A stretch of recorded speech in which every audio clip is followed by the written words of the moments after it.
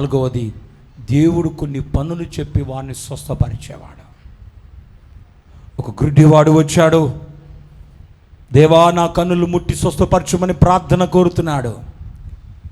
దేవుడు ఉమ్ము వేసి బురద చేసి ఆ మట్టిని తీసి వాని కన్నులకు పూసి, అయ్యా నీవు వెళ్ళి ఆ సిలుయోను అనే కోనేటిలో ఏం చేసుకున్నాము, నీ కన్నులను కడుక్కునము అన్నాడు.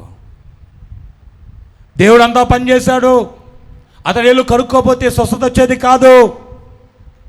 దేవుడు చేయాల్సిన ప్రార్థన చేశాడు, కన్నులు పూశాడు, ముట్టాడు కన్నులని, ఇప్పుడు వెళ్ళి కడుక్కొనమన్నాడు. జానయ్య గారు చెప్పారు, ఎన్ని వారాలు రావాలన్నారు? షాలకు వచ్చేవారు ఎన్ని వారాలు రావాలన్నారు? 7 వారాలు రమ్మన్నారు. ఎప్పుడు రావాలన్నారు? అమ్మా ముగింపు ప్రార్థనకా ఎప్పుడు రావాలి? నచ్చినప్పుడు వస్తే సరిపోద్దండి. అయ్యగారు అడిగితారేటి, అని అడిగే వాళ్ళు ఉన్నారేటి? దేవునికి స్తోత్ర. ఎప్పుడు రావాలి? ప్రారంభ ప్రార్థనకి రావాలి. ఎప్పటి వరకు ఉండాలి? అమ్మా 7 ప్రార్థనలు అయిపోయిన వెంటనే వెళ్ళిపోవాలి. అవునా? దేవునికి స్తోత్ర. ముగింపు ప్రార్థన వరకు ఉండాలి. హల్లెలూయా. దేవునికి మహిమ కలుగును గాక. దేవుడు ఒక పని చెప్పాడు. అతడు వెళ్ళి ఆ యొక్క కొన్నిటిలో తన కళ్ళు కడుగుకునగా అతడికి ఏమొచ్చింది చెప్పండి? చూపు వచ్చింది. నీవు 7 వారాలు రావాలి. ఎన్ని వారాలు చెప్పండి? గడ్డు సమస్య అయితే ఎన్ని వారాలు రావాలి? 21 వారము రావాలి. హల్లెలూయా. దేవునికి మహిమ కలుగునగాక. ఎక్కడికి రావాలి? నెలకొకసారి కాదండి. ఎప్పుడండి? నెలకొకసారి కాదు. అలాగ వస్తే రక్షణ పొందలేరు. దేవుని బిడ్డలారా, దేవుడు స్వస్థపరచడానికి మెట్టుకైతే 1 వారం సరిపోతుంది, 1 గంట సరిపోతుంది. నువ్వు వస్తే దేవుడు స్వస్థపరచడానికి ఆయన అసమర్థుడేమీ కాదు. 7 వారాల్లో ఆయన స్వస్థపరచాలని కాదు, ఆయన నిన్ను మొదటి వారంలోనే స్వస్థపరచగలడు. కానీ నీవు 7 వారాలు ఎందుకు రావాలంటే దేవుని తెలుసుకోవాలి, దేవుని గొప్పతనం తెలుసుకోవాలి. రక్షణ అంటే ఏంటి, పరలోకం అంటే ఏంటి, నరకం అంటే ఏంటి, నిత్యరాజ్యం అంటే ఏమిటి, దేవునికి బిడ్డగా నీవేం చేయబడాలి? మార్చబడాలి. హల్లెలూయా.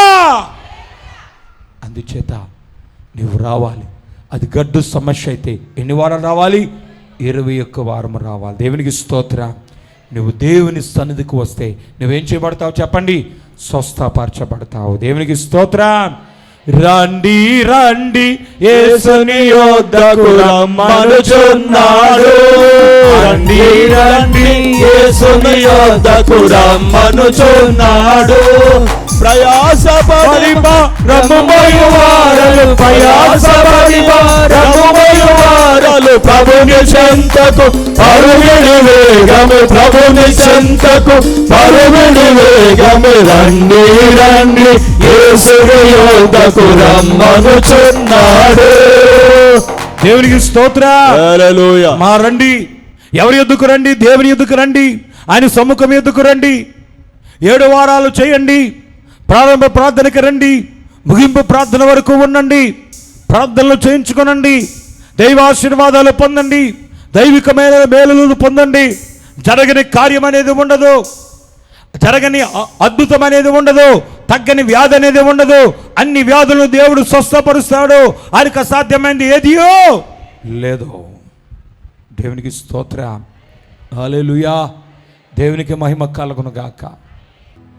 దేవా, ఇదిగో తండ్రి, జానయ్య గారికి చెప్పించి నీవు ఇక్కడ ప్రారంభింపచేసి నీ స్వస్థత శాల బట్టి నీకు వందనాలు. ఈ ముదనూరుపాడు స్వస్థత శాల బట్టి నీకు స్తోత్రములు. అనేక మందిని తీసుకుని వచ్చి నీవే స్వస్థపరిచి బలపరిచి నడిపించుచున్న విధానం బట్టి నీకు స్తోత్రములు. 7, 14, 21 వారములు చేర్చిన ప్రతి ఒక్క బిడ్డను ముట్టి స్వస్థపరచండి. ప్రతి బలహీనత నుంచి విడుదల దయచేయండి. అనారోగ్యం నుంచి విడుదల దయచేయండి. సంపూర్ణ స్వస్థత, ఆరోగ్యము, ఆశీర్వాదము నీ బిడ్డలకు ఇచ్చి నీవే బలపరచమని. అదే శ్రమైనా, అదే శోధనైనా, అదే ఇరుకైనా, అదే ఇబ్బంది అయినా నీవే బలపరిచి నడిపించమని, నూరంతలుగా ఫలింపచేయమని, ఆశ్చర్య దివ్య కార్యాలు మెండుగా జరిగించమని యేసుక్రీస్తు పరిశుద్ధ పుణ్యనామమున మిక్కిలి వినయముతో బతిమిలాడి వేడుకుంటున్నాం పరమ తండ్రి. ఆమేన్. మరణాతా.